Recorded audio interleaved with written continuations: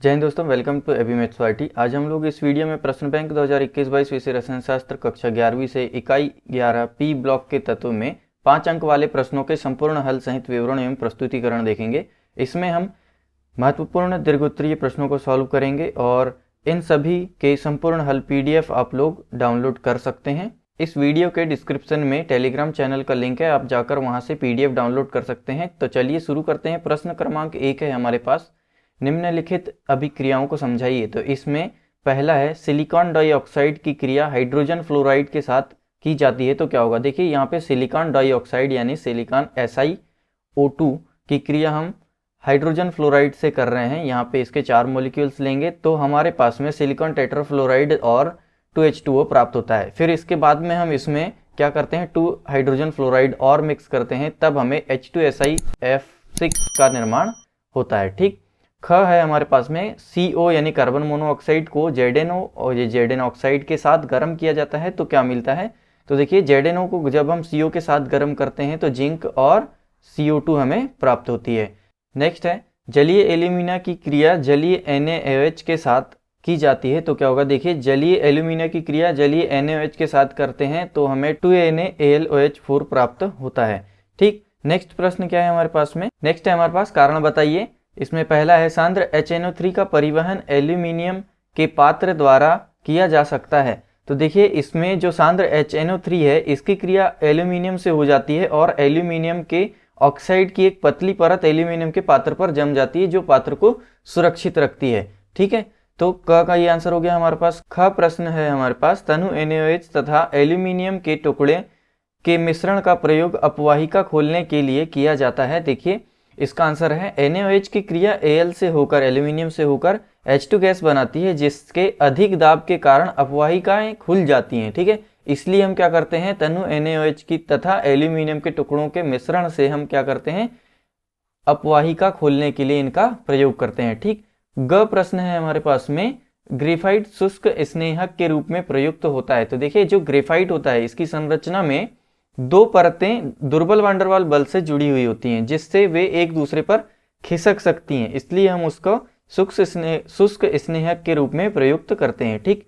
घ है हमारे पास में हीरा का प्रयोग अपघर्षक के रूप में होता है। तो देखिए हीरा जो है ये सर्वाधिक कठोर पदार्थ होने के कारण इसका जो उपयोग है ये अपघर्षक के रूप में किया जाता है। नेक्स्ट है हमारे पास वायुयान बनाने में एल्यूमिनियम मिश्र धातु का उपयोग होता है। तो देखिए जो एल्यूमिनियम है इसकी जो मिश्र धातु है ड्यूरेल्यूमिन हल्की, दृढ़ तथा क्षरण की प्रतिरोधकता वाली होती है, इसलिए एल्यूमिनियम की मिश्र धातु का प्रयोग वायुयान निर्माण में किया जाता है। अगला प्रश्न भी हमारे पास कारण बताइए से है। इसमें क प्रश्न है हमारे पास में जल को एल्यूमिनियम पात्र में पूरी रात नहीं रखना चाहिए, क्यों।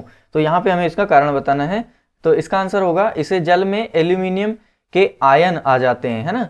क्या होगा, जब जल को हम एल्यूमिनियम पात्र में पूरी रात रखेंगे तो एल्यूमिनियम पात्र के जो एल्यूमिनियम आयन है Al3+ ये हमारे जल में आ जाएंगे और ये स्वास्थ्य के लिए हानिकारक होते हैं। ठीक है, इसलिए हमको इसको पूरी रात नहीं रखना चाहिए जल को एल्यूमिनियम के पात्र में। ख प्रश्न है हमारे पास संचरण केबल बनाने में एल्यूमिनियम तार का प्रयोग होता है। तो देखिए इसलिए तार का प्रयोग होता है क्योंकि भार अनुसार जब हम एल्यूमिनियम और कॉपर की तुलना करते हैं तो एल्यूमिनियम की विद्युत चालकता कॉपर से 2 गुनी होती है, अतः हम इसका उपयोग क्या करते हैं, संचरण केबल बनाने में करते हैं। तो कॉपर से बहुत बेटर होता है एल्यूमिनियम, इसलिए हम क्या कर रहे हैं, एल्यूमिनियम की संचरण केबल बनाते हैं। ठीक है।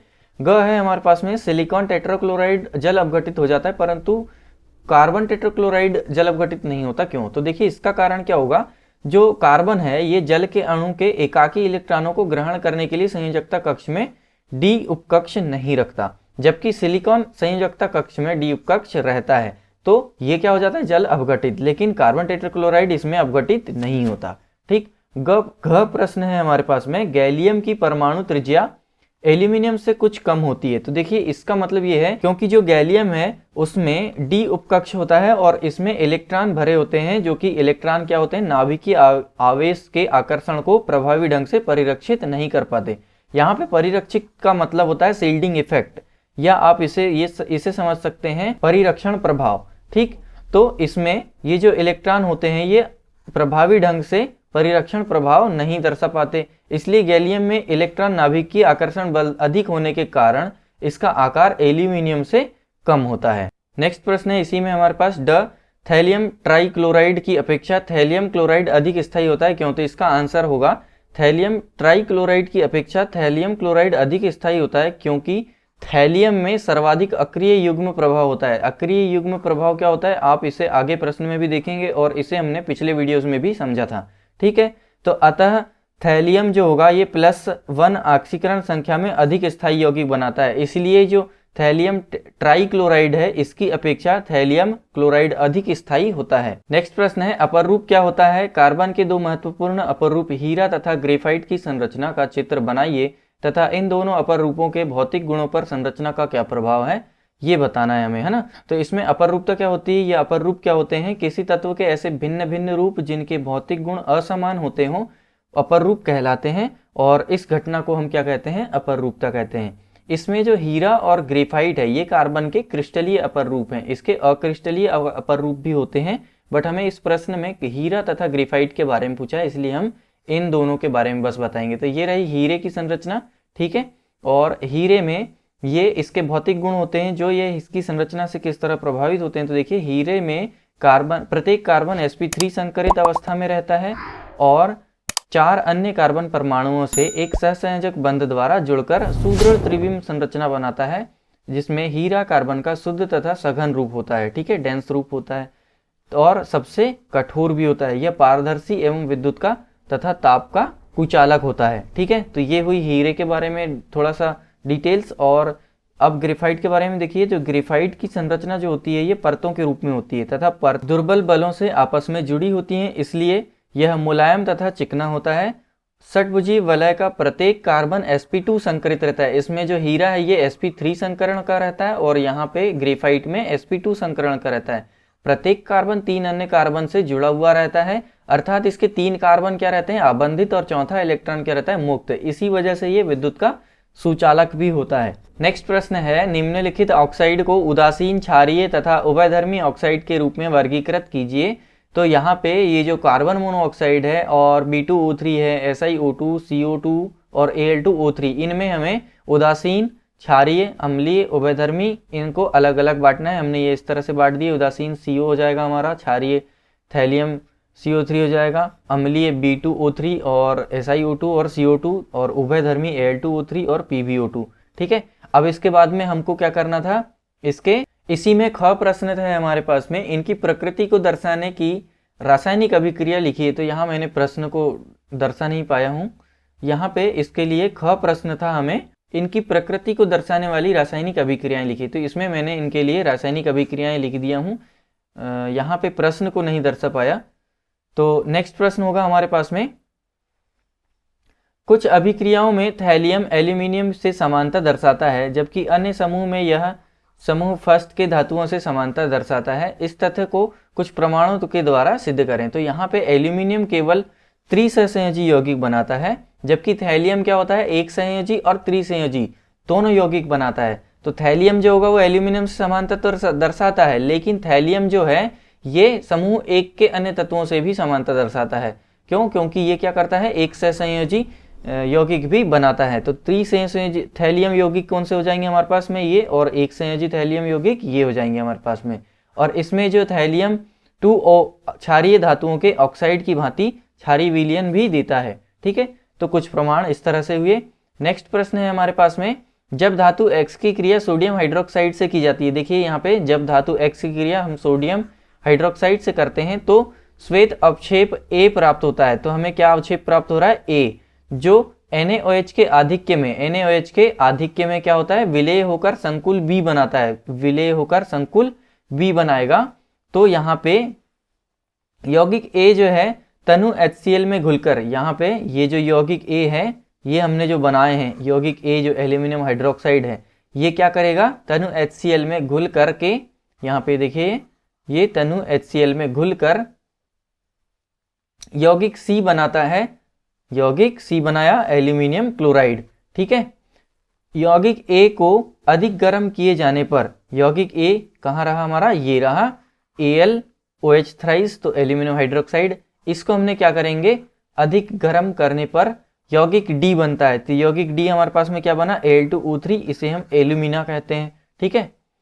जो X धातु के निष्कर्षण में प्रयुक्त होता है, जो X धातु के निष्कर्षण में प्रयुक्त होता है, अतः X धातु कौन सी होगी, एल्यूमिनियम, है ना। एल्यूमिना के निष्कर्षण से ही हम एल्यूमिनियम प्राप्त होती है, ठीक है। तो X, A, B, C तथा D को पहचानिए तथा इनकी पहचान के समर्थन में उपयुक्त समीकरण दीजिए। तो ये इस तरह से हमारे पास में A, B, C और ये D है। तो यहाँ पे A क्या है हमारा, एल्यूमिनियम हाइड्रोक्साइड, B है हमारा सोडियम मेटा एल्यूमिनेट, C है हमारा एल्यूमिनियम क्लोराइड और D है एल्यूमिना। और इसमें जो X है ये क्या होगा, हमारा एल्यूमिनियम धातु होगी, ठीक है। तो उम्मीद करता हूँ आपको समझ में आ रहा होगा और इन सभी प्रश्नों के सॉल्व आपको PDF के रूप में प्रोवाइड करा दिए जाएंगे। डिस्क्रिप्शन में टेलीग्राम चैनल का लिंक है, आप जाकर वहां से डाउनलोड कर लीजिएगा। नेक्स्ट प्रश्न है हमारे पास में, अक्रिय युग्म प्रभाव दर्शाइए। तो अक्रिय युग्म प्रभाव क्या होता है, देखिए संयोजकता कक्ष में S इलेक्ट्रॉन नाभिक से अधिक दृढ़ता से बंधे होते हैं तो बंध बनाने में भाग नहीं लेते, इसे हम अक्रिय युग्म प्रभाव कहते हैं। देखिए संयोजकता कोष यानी बाह्यतम कोष में जो S उपकक्ष होता है उसके अंदर 2 इलेक्ट्रॉन अगर हैं और वो क्या होते हैं, दृढ़ता से नाभिक से बंधे हुए होते हैं, तो वो किसी भी रासायनिक अभिक्रिया में भाग नहीं लेते, बंध बनाने में वो भाग नहीं लेते, तो उसको हम क्या कहते हैं, अक्रिय युग्म प्रभाव कहते हैं, ठीक। नेक्स्ट है अपर रूप। तो अपर रूप को हमने पिछले प्रश्न में भी समझा था, इसमें भी समझ लेते हैं।